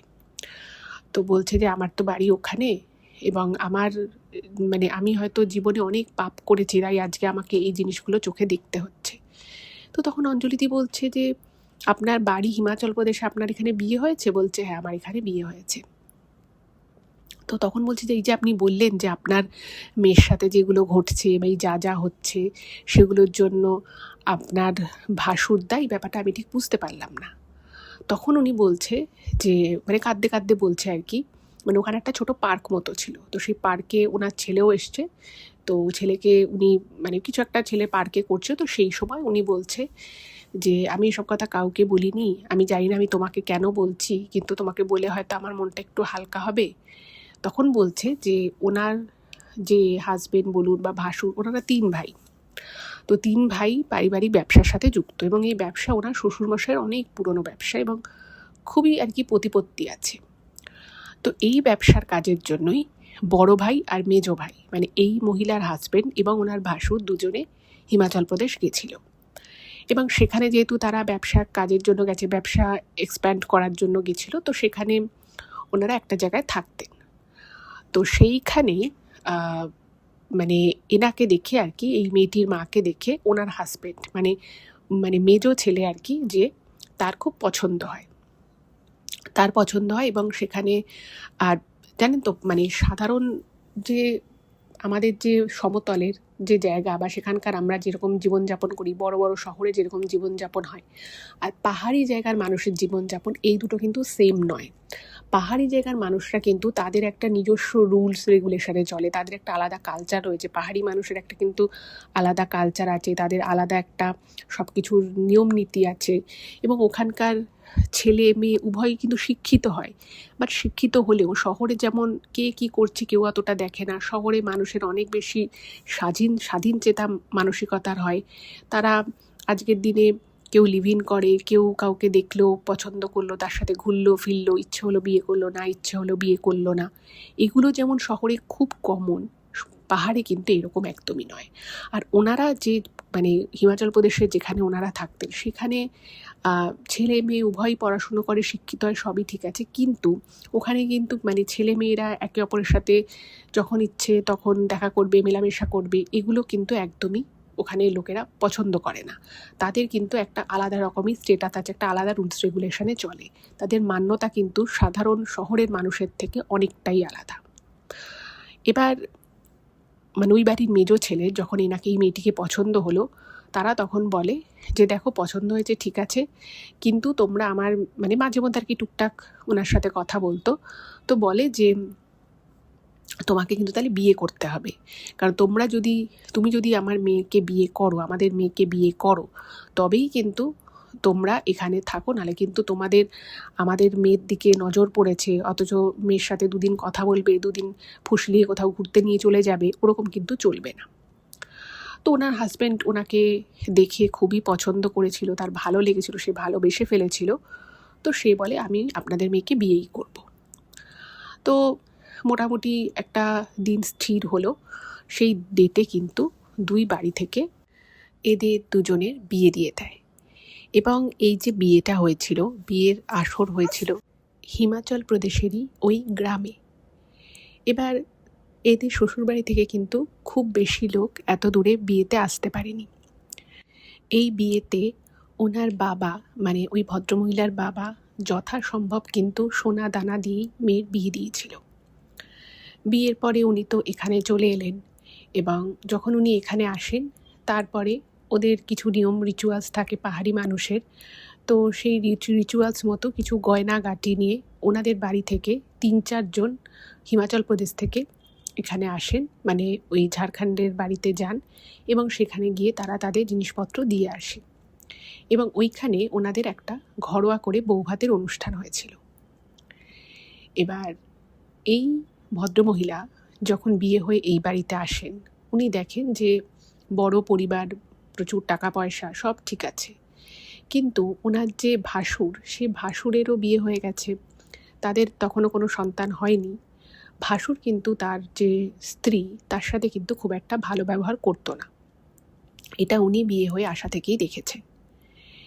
এরপরে উনি মানে ওনার হাজব্যান্ড এবং ওনার ভাসুর এরা দুজনে আবার হিমাচল প্রদেশে যায়, কারণ তাদের ওখানে ব্যবসার কাজকর্ম ছিল। তো সেখানে ওরা মাঝে মধ্যে যেত, 2-3 মাস করে থাকতো, আবার এখানে চলে আসতো। এর মধ্যেই একদিন হঠাৎ করেই উনি দেখেন যে ওনার ভাসুর একজনকে, মানে ওনার ভাসুর আর ওনার হাজব্যান্ড যখন বাড়িতে এলো, দেখছে ওনার ভাসুর ওনাদেরই মানে গ্রামের, মানে এই ভদ্রমহিলা যেখানে আর কি থাকতো হিমাচল প্রদেশে, সেখানেরই গ্রামের একটি মেয়েকে রীতিমতো বিয়ে করে নিয়ে এসেছে। এই জিনিসটা দেখে উনি তো হতবাক, কারণ উনি জানতেন যে ওনার ভাসুরের অলরেডি বিবাহিত, তার স্ত্রী রয়েছে, ওই বাড়িতেই থাকে। অবশ্যই স্ত্রীর সাথে ওনার খুব একটা ভালো বনাবনি হতো সেটা নয়, কিন্তু তার তো লিগাল ওয়াইফ, একটা বউ থাকতে কেউ আর একটা বিয়ে কী করে করতে পারে? এবং যাকে বিয়ে করেছে সে ওনাদেরই গ্রামের একটি মেয়ে, তাকে এই মহিলাও খুব ভালো করে চেনে। তো বাড়ির লোকও খুব অবাক যে হঠাৎ করে তাদের বাড়ির বড় ছেলে আবার দ্বিতীয় বিয়ে করে কী করে আনলো পাহাড় থেকে। তো বিষয়টা যেটা জানা যায় সেটা হচ্ছে ওনার যে ভাসুর, সে নাকি ওই মেয়েটির সাথে দীর্ঘদিন ধরেই একটা সম্পর্ক চালিয়ে যাচ্ছিল, এবং ওই মেয়েটিকে বলেইনি যে সে বিবাহিত। আর ওই যে বললাম যে যখন এনাদের বিয়ে হয়েছিল তখন কিন্তু বাড়ি থেকে খুব বেশি লোক যেতে পারেনি, ফলে এই যে ওনার যে ভাসুর, সে গেছিল ঠিক, কিন্তু ভাসুরের বউ বিয়েতে যেতে পারেনি। ফলে ওখানকার লোকেরা দেখেও নি যে এর আদৌ মানে বউ আছে। আর যে মেয়েটির সাথে সে প্রেমের সম্পর্ক চালিয়ে গেছিল সেই গ্রামে, সে মেয়েটি কিছুই জানতো না। এভাবেই ওদের সম্পর্ক চলছিল। তো কি হয়, একদিন নাকি মেয়েটির সাথে পাহাড়ির কোন একটা জায়গায় মেয়েটির সাথে মানে ওনার ভাসুর একান্তে কিছুটা সময় কাটাচ্ছিল। কিন্তু ওই যে বললাম, পাহাড়ি মানুষেরদের কিন্তু আচার আচরণ, ওদের মানে বিভিন্ন ধরনের যে রিচুয়ালস থাকে বা ওরা যে ধরনের কালচার মেনটেন করে, তাতে কিন্তু এটা খুব একটা মানে বিষয়টা ভালো দেখায় না যে একটা মেয়ের সাথে একটা ছেলে পাহাড়ের একটা নির্জন জায়গায় এইভাবে গল্প করছে। তো ব্যাপারটা ওদের খুব খারাপ লাগে। ওরা বলে যে না, এরকম তো চলবে না। তো মেয়েটিকে তখন জেরা করা হয়, তো জানা যায় যে ওদের মধ্যে একটা দীর্ঘদিন ধরে সম্পর্ক রয়েছে। মানে যবে থেকে ওরা ওখানে ব্যবসার কাজে গেছে তখন থেকেই নাকি এই মেয়েটির সাথে ওনার ভাসুরের একটা সম্পর্ক। মেয়েটি যথারীতি কাউকে বলেনি। ইভেন এই সম্পর্কের কথা কিন্তু মানে ওনার নিজের ভাই, মানে এই মহিলার হাজবেন্ড, সেও জানতো না। ফলে বিষয়টা যখন জানাজানি হয়, তো তখন উনি তো অবাক যে এটা দাদা কি করছে। এবার সবার সামনে বলতেও পারছে না, কারণ ওখানে যদি বলে যে আমার দাদা বিবাহিত, তাহলে ওখানে একটা বিশাল বিশাল অশান্তি হবে। ওর দাদাকে মারধর করতে পারে, ওদের ব্যবসার বিষয় রয়েছে। এবং ওনার দাদা তখন আড়ালে নিয়ে গিয়ে এনার ভাইকে বলে যে তুই কিন্তু এখানে একবারও বলিস না যে আমার বিয়ে হয়ে গেছে। এবং তারা বলেছে না, তুমি আমাদের এখানকার মেয়ের সাথে এভাবে একটা নির্জন জায়গায় তোমাকে দেখা গেছে এবং তোমাদেরকে যথেষ্ট ঘনিষ্ঠভাবে দেখা গেছে, এটা তো ঠিক না। আমাদের গ্রামের বদনাম হবে, মেয়ের বদনাম হবে, মেয়ের তো আর বিয়ে হবে না। তো তখন ওকে বলে যে আমরা তোমাকে এখান থেকে ছাড়বো না, একটা শর্তেই তোমাকে এখান থেকে আমরা ছাড়তে পারি, যদি তুমি আমাদের মেয়েকে বিয়ে করে সাথে নিয়ে যাও। এবার তো বিষয়টা প্রচণ্ড একটা সিরিয়াস ম্যাটার হয়ে গেছে এবং ওরাও একটু রেগে গেছে, কারণ তারাও চায় না যে তাদেরই গ্রামের মেয়েকে বাইরের কোনো লোক সেভাবে ফুসলিয়ে তার সাথে ভালোবাসার সম্পর্ক করে তারপরে সে বেপাত্তা হয়ে যাবে, এটাও তো ঠিক নয়। তো বিষয়টা একটা এমন পরিস্থিতিতে গিয়ে দাঁড়ায় যে ওখানে কিন্তু ওনার ভাসুর ওই মেয়েটিকে বিয়ে করতে বাধ্য হয়। এবং পুরো বিষয়টা ওনার ভাই জানতেন ঠিকই, কিন্তু উনিও তখন নিরুপায় হয়ে পড়েন, কারণ ওখানে যদি উনি তখন বলে দিতেন যে আমার দাদা বিবাহিত, তাহলে ওনার দাদাকে ওখানে মারধর করা হতে পারত, ওনাকেও মারধর করা হতে পারত। আর এই বিষয়টা যে চলছে সেটা কিন্তু ওনার ভাই উনাক্ষরও টের পায়নি। এবার এত কিছু যখন শুনে ব্যাপারটা হয়ে গেল, মানে বিয়েটা হয়ে গেল, তখন বাধ্য হয়ে তাকে এবার শ্বশুরবাড়িতে নিয়ে আসতে হলো। এবং মেয়েটির বাড়ি থেকে ওদের আর কি যেরকম পাহাড়ি মানুষদের রিচুয়ালস থাকে, ভারী ভারী হার, ওদের বিশাল বড় নাকের নথ পরে, পুরো একদম নতুন বউকে যেরকম সাজিয়ে গুছিয়ে দেয়া সেরকমভাবেই সাজিয়ে গুছিয়ে দিয়েছে, প্রচুর গয়নাগাটি সব দিয়েছে। তো বাধ্য হয়ে তাকে নিয়ে আসতে হয়েছে। এবার মেয়েটি তো জানে না। এবার শ্বশুরবাড়ির লোকেরা প্রথমে নিজেদের মধ্যে ঠিক করলো যে মেয়েটিকে প্রথমেই এই কথাটা জানানো হবে না যে ওর স্বামী অলরেডি বিবাহিত, আর ওর যে বউ মানে ওর ভাসুরের যে মানে আগের যে প্রথম পক্ষের যে স্ত্রী, তাকে বলা হলো যে আমি বুঝতে পারছি তোমার সাথে খুব অন্যায় হলো, কিন্তু তুমি এখন কিছু করো না, তুমি কিছু দিনের জন্য বাপের বাড়ি চলে যাও। এবার স্বাভাবিকভাবেই একটা মেয়ে, সে লিগাল ওয়াইফ, তার সাথে সামাজিকভাবে বিয়ে হয়েছে, কোনোখানে কিছু নেই, তার স্বামী যদি আর একটা বিয়ে করে বসে, কোনো মেয়েই সেটা মেনে নেবে না। তো ওই ভদ্রমহিলাও এই বিষয়টা কিন্তু একদমই মানতে পারলেন না। কিন্তু ওনাকে বোঝানো হলো যে দেখো, সংসারের মঙ্গল এটাতেই যদি তুমি ব্যাপারটা এখনকার মতো একটু মেনে নাও, এবং আমরা এই বিষয়টা কিছুদিনের মধ্যেই ফিক্স করে ফেলবো এবং ওই মেয়েটিকে আমরা হয়তো বাপের বাড়ি পাঠিয়ে দেবো। তো এই ভদ্রমহিলা, এই মেয়েটির মা, তিনি সবটা দেখে ভীষণ রকমভাবে হতভম্ব হয়ে যান। আর ওনারই সেই গ্রামের মেয়ে, যাকে বুঝিয়ে বাঝিয়ে ভাবে বিয়ে করে আনা হয়েছে, তাকে যে কত বড় মানে কত খারাপভাবে ঠকানো হয়েছে, সেটা তো উনি বেশ ভালো রকমভাবেই বুঝতে পারলেন। কিন্তু বুঝতে পারলেও তখন ওনারও হাত পা বাঁধা। ওনার স্বামী ওনাকে বলল যে দেখো, যা হচ্ছে সেটা আমাদের এখন মুখ বুজে দেখা ছাড়া কোনো উপায় নেই। এবারে ওনার ভাসুর যাকে বিয়ে করে এনেছিলেন গ্রাম থেকে, তো সেই মেয়েটির বাবা মা, তারা বেশ কিছু জিনিসপত্র নিয়ে, তাদের রিচুয়াল রয়েছে, তো তারা শ্বশুর বাড়িতে আসে, অর্থাৎ এই বাড়িতে আসে। এবং এই বাড়িতে এসে তারা স্বাভাবিকভাবেই জিজ্ঞেস করেছে, তাদের একটু সন্দেহ হয় যে এই বউটিকে, যদিও তাকে পরিচয় দেয়া হয়েছিল যে সে এই বাড়ির কোনো আত্মীয়। এইবারে তাদের বাড়ির লোকেরা যখন জিজ্ঞাসাবাদ করে এবং তখন ওই ওনার ভাসুরের প্রথম পক্ষের যে স্ত্রী, তাকে যখন এরকমভাবে বলা হয়, তিনি কিন্তু আর নিজেকে স্থির রাখতে পারেন না এবং তিনি সকলের সামনে নিজের আসল পরিচয়টা দিয়েই দেন। এবং এই আসল পরিচয়টা যখন জানা যায়, তখন সেখানকার সবাই হতভম্ব হয়ে যায়, বিশেষত সেই নতুন বউ। সে ভাবে যে সে যাকে ভালোবেসে বিয়ে করে বাড়িতে এসেছে, হ্যাঁ তার কিছুটা সন্দেহ হয়েছিল, কিন্তু সে ভাবতে পারেনি যে সেই বাড়িতেই তার স্বামীর প্রথম পক্ষের স্ত্রীও রয়েছে। সে তার স্বামীকে জিজ্ঞেস করে এবং এই ভদ্রমহিলা যে তারই গ্রামের যে মেয়ে এই বাড়িতে আগে বিয়ে হয়ে এসেছে তাকেও জিজ্ঞেস করে। এবার এই বুঝতেই পারছেন এই ভদ্রমহিলা তিনি তো খুব একটা খারাপ সিচুয়েশনে পড়ে যান, কারণ তারই গ্রামের মেয়ে, তারই ভাসুর এরকমভাবে তার সাথে যাকে বলে ছলনা করেছে। এবং তাকে যখন জিজ্ঞেস করে যে কেউ আমাকে কেন বিষয়টা জানালো না, তখন কারোর কাছেই কোনো উত্তর ছিল না। বিশাল একটা ঝামেলা হয় এবং সেই মেয়েটি তখন বলে যে আমি ওকে বিয়ে করে ভালোবেসে বাড়িতে এসেছি, আমি এখান থেকে কোথাও যাব না, আমি বাড়িতেই থাকবো, আমি স্ত্রীর মর্যাদাতেই থাকবো। এদিকে ওনার ভাসুরের যে প্রথম পক্ষের স্ত্রী সে বলছে আমার কি দোষ ছিল, আমার কি দোষ ছিল, শুধু ওনাদের তখনও কোনো সন্তান হয়নি, তো বলছে শুধুমাত্র এটুকুই আমার দোষ যে আমাদের এখনো কোনো সন্তান হয়নি, আজ যদি আমাদের একটা সন্তান থাকতো তাহলে কি ওই কাজটা করতে পারতো। এবারে এই সব কিছু মিলিয়েই একটা প্রচণ্ড অশান্তির আবহ তৈরি হয়। কিন্তু অশান্তির মধ্যেও ওনার ভাসুরের যে দ্বিতীয় পক্ষের স্ত্রী সে বলে যে আমার সাথে যখন এরকম প্রতারণা করাই হয়েছে আমিও এই বাড়িতেই থাকবো, আমার স্বামীর সাথেই থাকবো।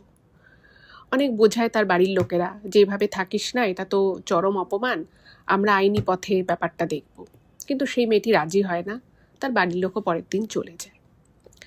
কিন্তু এইবার যেটা ঘটনাটা ঘটলো সেটা হচ্ছে কিছুদিন ঝগড়া অশান্তি একটা লেভেলের মধ্যে ছিল, কিন্তু তার কিছুদিন পর থেকে কিন্তু এই দ্বিতীয় পক্ষের এই মেয়েটির সাথে তার ভাসুরের একটা কিন্তু অশান্তি সৃষ্টি হয়। স্বাভাবিকভাবেই যে যার সাথে প্রতারণা করে যতই ভালোবাসা থাকুক না কেন, প্রতারণাটা তো প্রতারণা, সেটাকে তো আর কখনো ক্ষমা করা যায় না।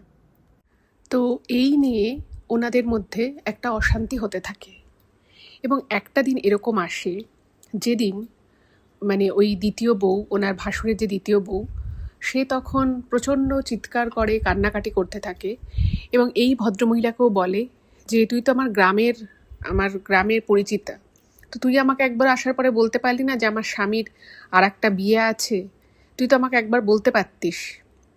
এবার তখন উনিও একটা এমন সিচুয়েশনের মধ্যে ছিল যে উনিও বলার মতো পরিস্থিতিতে ছিল না। সব থেকে বড় কথা যেটা, বিয়ে তো হয়েই গেছিলো, তখন জানলেওই বা কী বা এমন এক্সট্রা হতো। তো এটা নিয়ে একদিন প্রচণ্ড অশান্তি হয় এবং ওই বউটি কি করে, ওদের ঘরের পাশে একটা লম্বা বারান্দা মতো একটা জায়গা ছিল এবং সেখানকার দেওয়ালে মাথা বারংবার ঠুকতে থাকে এবং সবাই থামানোর চেষ্টা করে এবং কিন্তু সে থামাতে পারে না এবং সে মাথা ঠুকে ঠুকে বলতে থাকে যে আমি যাকে ভালোবেসে বিয়ে করলাম সে আমার সাথে এত বড় প্রতারণা করলো। এবং মাথা ঠুকতে ঠুকতে রীতিমতো কিন্তু তার মাথা থেকে রক্ত পড়তে থাকে। এমন সময় যাই হোক কোনো রকমভাবে তাকে ওখান থেকে সরিয়ে আনা হয় এবং তার বাড়িতে খবর দেওয়া হয়।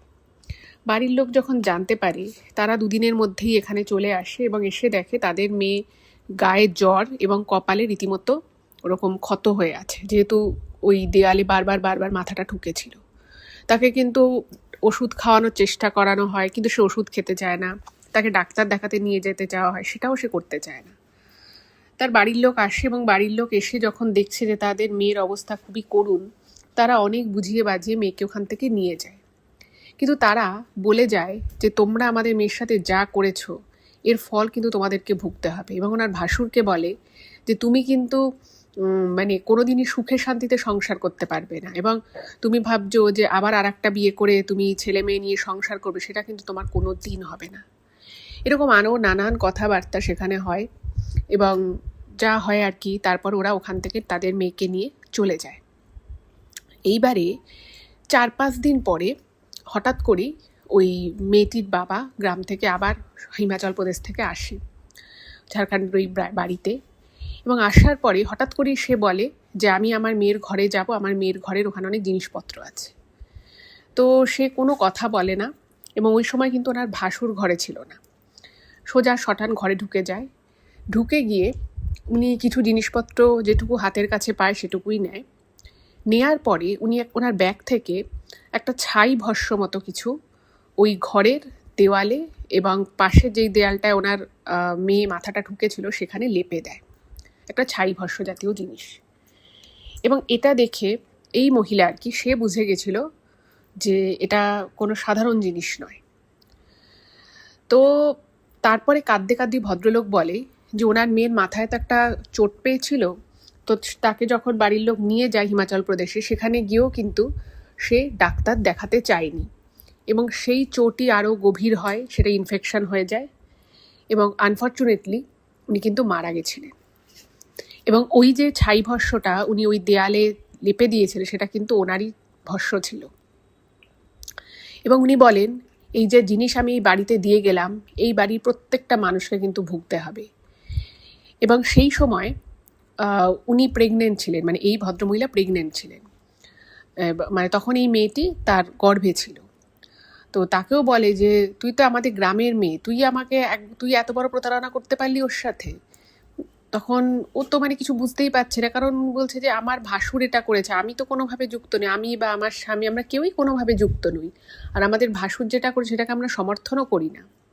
যাই হোক, তিনি তো সন্তানকে হারিয়ে ফেলেছেন, তার কান্না তার কষ্ট সেটা তো অন্য লেভেলের। এবার যেটা হলো সেটা হচ্ছে যে উনি তো ওখান থেকে এইসব বলে কয়ে সমস্ত ঝামেলা অশান্তি হয়ে উনি চলে গেলেন। এবার ওনার যে ভাসুর, সে তখন মানে একটু শক পেয়ে গেল যে বাবা, মেয়েটা এভাবে চলে গেল। ওনাকে সবাই মিলে বাড়িতে বলল যে তুমি কিন্তু এই কাজটা খুব খারাপ করেছো, তোমার এইটা মানে একেবারে করা উচিত হয়নি। মানে ওনাকে এর আগেও বলা হয়েছে, কিন্তু তখন ওনাকে এরকম বলেছে যে ও কোনোদিনও সুখী হবে না, ওর কোনোদিনও সন্তানাদি হবে না, এরকম যখন বলেছে, তো ওনার ভাসুর এতটাই ডেসপারেট ছিল, সে তখন হাসে কথাগুলো শুনে, বলছে যে তোমরা আজকের যুগে এই সমস্ত কথাবার্তা বিশ্বাস করো, এরকম কিছুই হবে না। আর আমি আমার দ্বিতীয় স্ত্রীকে না জানিয়ে বিয়ে করেছিলাম, এটা আমি ভুল করেছিলাম ঠিকই, কিন্তু আমি তো আর ওকে চলে যেতে বলিনি, আমি ওকে বলিও নি দেয়ালে মাথা ঠুকতে। এরকম নানান কথাবার্তা বলে, এবং তারপরে ওনার ভাসুর ওনার প্রথম স্ত্রীর সাথেই আবার সংসার করে। এর কিছুদিন পরে ওনার কন্যা সন্তান জন্মায়, সব কিছু ঠিকঠাক ছিল, এবং 5 বছর বয়স অবধি কিন্তু মানে সব কিছু মোটামুটি ঠিক ছিল। কিন্তু হঠাৎ করেই একদিন একটা অমাবস্যার দিনে হঠাৎ মানে এই 5 বছরে কিন্তু কিচ্ছু হয়নি, সাডেনলি যে দেয়াল ওই মেয়েটা মাথা ঠুকেছিল, সেই দেয়ালের পাশ দিয়ে যদি কেউ যাতায়াত করতো, হঠাৎ করেই না মনে হতো যেন একটা কান্নার আওয়াজ। এবং ওই মেয়েটা যখন মাথাটা ঠুকছিল, ঠাক ঠাক করে একটা আওয়াজ হচ্ছিল, সেই ঠোকার আওয়াজটা ওই দেয়াল থেকে পাওয়া গেল। প্রথম এই আওয়াজটা কিন্তু এই ভদ্রমহিলাই শুনেছিলেন। তারপরেই বাড়ির সকলে ওই আওয়াজটা পায়, এবং ওই দেয়ালে কান রাখলে মানে বুক ফাটা একটা কান্নার আওয়াজ শোনা যেত। এবং এই জিনিসটা কিন্তু উত্তরোত্তর বৃদ্ধি পেতে থাকে। এবার ওনার ভাসুর তখন একদিন ভাবলো যে এই দেয়াল থেকে এত সমস্যা হচ্ছে, মানে উনি কিন্তু প্রথম দিকে বিশ্বাস করতো না, পরে উনিও যখন শুনলো তখন তো প্রচণ্ড ভয় পেয়ে গেছে, তখন উনি ভাবলো ওই দেয়ালটা ভেঙে ফেলবে। তো একদিন নিজেই হাতুড়ি নিয়ে মারতে গেছে, আর হাতুড়ির যে উপরের যে মাথাটা থাকে, যে লোহার যে হ্যামারের যে অংশটা, সেটা ভেঙে গিয়ে মানে সেটা ছিটকে গিয়ে ওনার চোখে পড়ে, এবং তাতে তো ওনার চোখ লাল হয়ে যায়, চোখে প্রচুর অসুবিধে হয়, ডাক্তারের কাছে যায়, এবং চোখের একটা নার্ভে কিন্তু পার্মানেন্ট ড্যামেজ হয়ে যায়। এই বিষয়টা যখন ঘটলো, বাড়ির লোক কিন্তু বেশ ভয় পেয়ে গেল।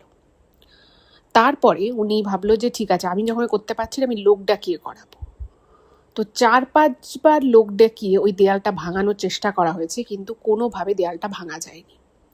একদল লোক এসছে দেয়ালটা ভাঙতে, দুটো লেবার আর কি, তারা শুরু করে, কি হলো জানে না, একটা ছেলে কি করে পুরো ছটফট ছটফট করতে করতে মানে পুরো যাকে বলে ফেন্ট হয়ে যায়। সেটা দেখে পাশের ছেলেটাও ভয় পেয়ে যায়, তো ওরা চলে গেল। এরপরে আরও দুজনকে বলা হলো যে দেয়ালটা এসে ভেঙে দিতে। তো সেই যে দুজন মানে আসার কথা, ঠিক তার আগের মুহূর্তে একটা ছেলে পা মুচকে গেছে, বললো না না দাদা, যেতে পারছি না। এরপরে আরও এরকম ওরা 2-3 জনকে বলেছে, কিন্তু কেউই এসে কিন্তু দেয়ালটা আলটিমেটলি ভাঙতে পারেনি। কেউ হয়তো চেষ্টা করেছে বাট পারেনি। এই বিষয়টা যখন থেকে হতে থাকে, তখন কিন্তু বাড়ির লোক বুঝতে পারে যে এই 5টা বছর কিছু না হলেও হঠাৎ করেই ওই অমাবস্যার দিন থেকে শুরু হয়েছে, ওই দেয়ালের পাশ দিয়ে গেলেই ওই মানে একটা চিৎকার, কান্নার আওয়াজ, আর ফিস ফিস করে কেউ যেন কিছু একটা বলছে। এদিকে এই বিষয়ে তো সকলে খুব ভয় পেয়ে যাচ্ছে যে কি করা যায়। বাড়িতে পুজো করানো হয়েছে, যজ্ঞ করানো হয়েছে, তাবিজ এনে রাখা হয়েছে, কিন্তু কোনো কিছুতেই কিছু হচ্ছে না। এবার একদিন কি হয়েছে, মেয়েটার যখন 6-7 বছর বয়স, এই বাচ্চা মেয়েটার, ও 6-7 বছর বয়স অবধি কিন্তু একদম নর্মাল ছিল, কোনো অসুবিধে ছিল না।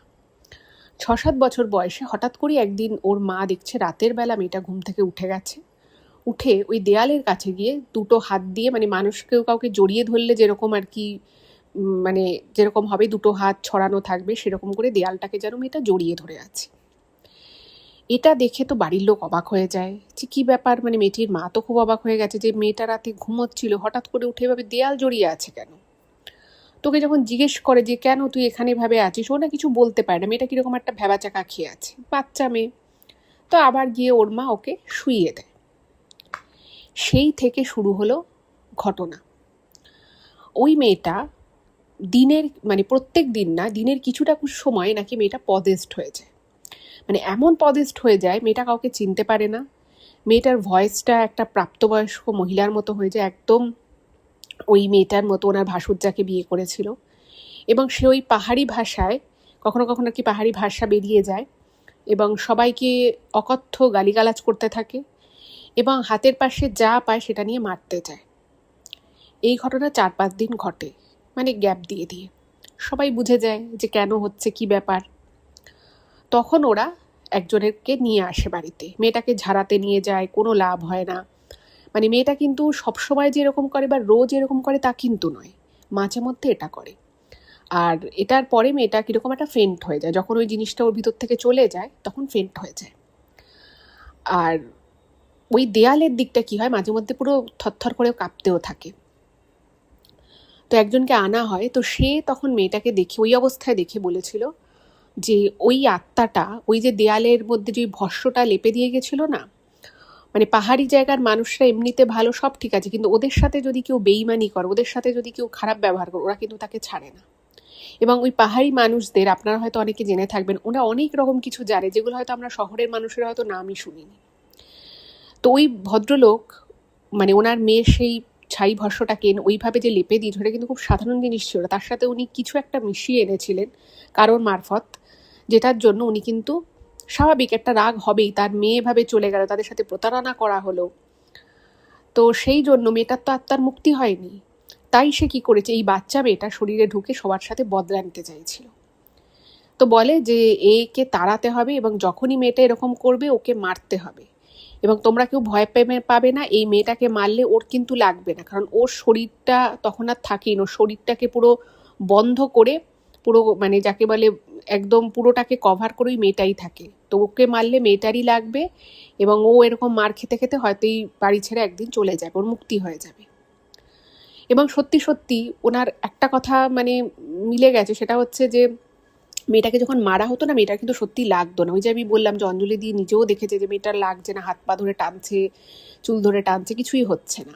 ওকে ডাক্তারের কাছেও নিয়ে গেছিলো এরা, তো ডাক্তারবাবু দেখে, তখন তো মেয়েটার কিছু হয়নি, তো বলছে না ঠিক আছে, আপনার মেয়ের কোনো অসুবিধে নেই। তো তখন ওকে নাকি একটা মানে একটা মন্ত্রপ্রুত জল ছিটিয়ে বলেছে ওকে মারবে, তাহলে কিন্তু এ চলে যাবে। তো তখন অঞ্জলিদি বলছে এটা আবার কীরকম, এই মেয়েটাকে তোমরা এত মারধর করো। বলছে আমার খুব খারাপ লাগে, আমার বুক ভেঙে যায়, কিন্তু কিছু করার নেই, কারণ ও ছুরি নিয়ে পর্যন্ত তাড়া করে, ছুরি বসিয়েও দিয়েছে, এরকমও হয়েছে। আর এই জিনিসটাকে না মারলে, মানে মারলেই ওর শরীর থেকে বেরোয়, নালে ওর শরীরে থেকেই যায়, আর যত বেশিক্ষণ থাকবে তত তো আমার মেয়েটারই ক্ষতি হবে, সেই জন্যই ওকে মারা হয়। তো বলছে যে এটার সমাধান কি, বলছে ওকে নাকি, ওনাদেরকে নাকি বলেছে যে মেয়েটা যখন নাকি 15 বছর বয়স হবে তখন আর ওই শরীরের মধ্যে ওই আত্মাটা ঢুকতে পারবে না। তো তখন অঞ্জলিদি বলছে আচ্ছা 15 বছর পরেও যদি এই সমস্যা থেকে যায়, তোমরা তখনও কি মেয়েটাকে ভাবে মারবে? বলছে জানি না গো, মেয়েটার পড়াশুনো, স্কুল সব ছাড়িয়ে দিতে হয়েছে। তো তখন উনি বললো যে দেখো, তুমি যদি চাও তাহলে আমি তোমাকে সাহায্য করতে পারি। অঞ্জলিদির যিনি মামা শ্বশুর ছিলেন, তিনি অ্যাকচুয়ালি ব্যাংকের একজন বড়, SBI ব্যাংকের একজন বড় ম্যানেজার ছিলেন, কিন্তু তিনি রিটায়ারমেন্টের পরে এই বিষয়গুলো নিয়ে, মানে অনেক বড় উনি একজন জ্যোতিষ, উনি বলছেন যে ওনার সাথে আমি কথা বলতে পারি, এভাবে মেয়েটার তো ক্ষতি হয়ে যেতে পারে, আজ হয়তো মেয়েটার কিছু হচ্ছে না, কাল তো ক্ষতি হতেও পারে, আর এই জিনিসটাকে তো তোমাদের ঘর থেকে মানে তাড়াতে হবে, নালে তো তোমাদের জীবন ওষ্ঠাগত হয়ে যাবে। বলছে আমি জানি না কি হবে কি হবে না, কিন্তু আমার মেয়েটা এইভাবে কষ্ট পাচ্ছে, এটা দেখে আমার খুব খারাপ লাগে। আর আমাদের ওপর বাড়ি ঘর বিষয় প্রতিপত্তি সবাই দেখে, কিন্তু সত্যি কথা বলছি, আমাদের বাজারে প্রচুর দেনা রয়েছে, ওই ঘটনার পর থেকে আমাদের ব্যবসাও অনেক পড়ে গেছে। তো তখন বলল ঠিক আছে, আমি আমার মামা শ্বশুরের সাথে কথা বলছি। তো উনি বলল যে যদি সত্যি তোমার সেই আত্মীয় আমাকে এখান থেকে উদ্ধার করতে পারে, আমি সারা জীবন কৃতজ্ঞ থাকবো। তো উনি ওনার মামা শ্বশুরের সাথে কথা বলে। তো ওনার মামা শ্বশুর একটা জিনিস পাঠায়, মুম্বাই থেকেই পাঠায়। উনি বলেছেন যে তুমি আমার ঠিকানায় নিও না, তুমি তোমার ঠিকানাতে নাও, আমি তোমার থেকে নিয়ে নেব। তো একটা দ্রব্য দিয়েছিল, বলেছিল এটা ঘরে রাখতে, আর একটা তার সাথে হাতে আর কি একটা ধাগা দিয়েছিল, বলেছিল এই ধাগাটা মেয়েটাকে পরাতে হবে, যেভাবেই হোক, মেয়েটা পড়তে চাইবে না কিন্তু ওকে পরাতে হবে। তো সেটাই উনি করেন। এবং ওনার মামা শ্বশুর একটা কথা বলেছিলেন যে এই সমস্যার সমাধান যদি করতে হয়, বলছে এটা করার পরে মেয়েটার শরীর আর ঢুকতে পারবে না, ওই ধাগাটা যদি একবার পরানো যায়। আর ওই জিনিসটা যেটা দেয়া হয়েছে সেটাতে ঘরে আর কারোর কোনো ক্ষতি হবে না, ক্ষতি ওই আত্মা করতে পারবে না। কিন্তু উনি বলেন যে এই সমস্যার সমাধান যদি করতে হয় তাহলে তোমার ভাসুরকে সবার আগেই বাড়ি থেকে বার করে দিতে হবে, কারণ তোমরা যদি ওই বাড়ি ছেড়ে চলে আসো, তার মানে যেহেতু জয়েন্ট বিজনেস, ওভাবে তো ছেড়ে আসা সম্ভব নয়। বলছে তোমার ভাসুরকেই বাড়ি থেকে আলাদা করো, যদি সেটা করতে পারো তবেই কিন্তু সবাই ভালো থাকবে, নাহলে কিন্তু ভালো থাকাটা সম্ভব নয়। তারপরে ওই ভদ্রমহিলা তার স্বামীকে বোঝায় এবং খুব কায়দা করে, ওনার ভাসুর তো এমনিতেও খুব একটা ভালো স্বভাবের ছিলেন না, এবং উনি খুব মানে মাঝে মধ্যে উনি মদ্যপ অবস্থায় থাকতেন। তো সেই সমস্ত কিছু অনেক ঝামেলা অশান্তি করে ওনার ভাসুরকে ওরা আলাদা করে দেয়, এবং তারপর থেকে কিন্তু আস্তে আস্তে মেয়েটা একদম সুস্থ হয়ে ওঠে। কিন্তু মেয়েটির জীবনে অনেক ক্ষতি হয়ে যায়, মেয়েটাকে তারপরে ডিস্টেন্সে পড়াশুনো করানো হয়। এবং যেটা অঞ্জলিদি জানিয়েছে যে এই 2025 সালে মেয়েটার বিয়ে হয়েছে, আমার ওর মায়ের সাথে এখনও যোগাযোগ রয়েছে। তো আমাকে জানিয়েছে খুব ভালো হয়েছে জামাই, মেয়েটার একটু বয়স করেই বিয়ে হয়েছে কিন্তু খুব ভালো ছেলের সাথে বিয়ে হয়েছে। তো এটাই ছিল ঘটনা। ওই বাড়িটা আজও আছে, কিন্তু অবশ্যই এখন আর বাড়িটা কার্সড নয়, এখন সম্পূর্ণ মুক্ত হয়ে গেছে সেই জিনিসটা থেকে, কিন্তু সেই ভয়াবহ অভিজ্ঞতা এখনও কিন্তু সবার মনে দগদগে। তো এটাই ছিল ঘটনা। কেমন লাগলো জানাবেন, ভালো লাগলে চ্যানেলটাকে সাবস্ক্রাইব করে সকলের সাথে শেয়ার করে দেবেন। নমস্কার।